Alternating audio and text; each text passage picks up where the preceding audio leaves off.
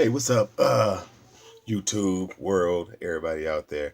I'm speaking on this week. We are talking about some controversy. Kanye West made some comments that rubbed a lot of people the wrong way. Um, Now, as I said before, my gift is I see people. I see what their intentions are versus what their actions are. I see action as a symptom. So, hearing this, it didn't really bother me as much, and because I see what he was trying to say, I see what he's trying to communicate, and in all honesty, I think is a very poignant point that he's trying to make that we all should recognize.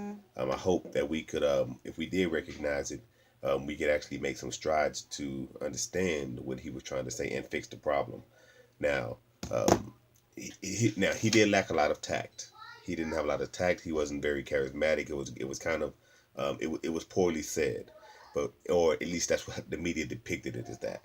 But if you really one thing that I say that we all need to do, we need to learn to hear what somebody is saying versus focus on what they said.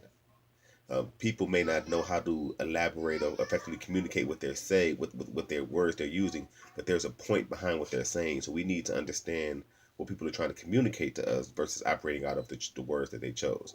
Now, for Kanye, he said that slavery was a choice, and it sounds very bad. It does, but give me one second. My kids are loud. Okay, I'm back now. Now, so like I say, it was that's very um inconsiderate and compassionate choice of words that he used. But we have to really look at what it is he's saying. Is hard and as challenging and as difficult as it is to look at in that understanding. Um, when you look at it from a technical aspect, um, the reality is, yes, it was a choice. It was a choice between they had to choose between slavery or dying. Now we know that because several slaves did choose to die. They choose to revolt. Harriet Tubman chose to run and come back and free people. Nat Turner decided to revolt and kill his slave master stuff. So we know that there was a choice because some chose other than slavery. So it was a choice. Okay, now I think the problem is we look at that and we try to we don't know how to just look at that as information. That's simply all it was. In that time, given the two options that they had, some chose to accept slavery, some chose to fight it and to die. Okay, that's simply all it was, a matter of choice. There's really no frustration because the reality is we are where we are today because of the choices that some made to fight and revolt and the choices that some made to stay enslaved.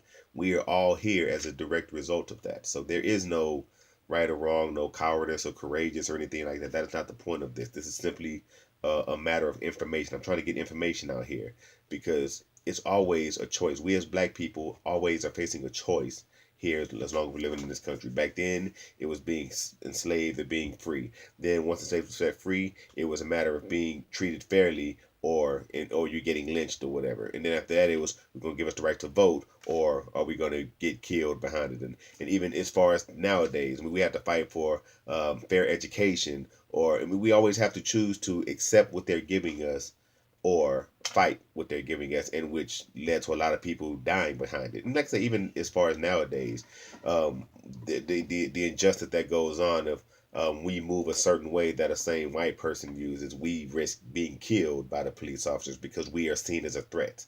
So it's always everything is a choice. Everything that we do as black people is it has basically been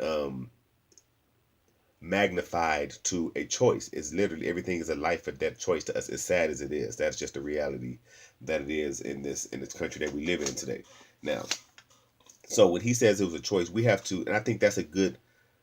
We have to realize that it's it is when once you can get past all the emotion and the frustration of that, by us realizing that it was a choice, that should that points a real light to the injustice that goes on in this country.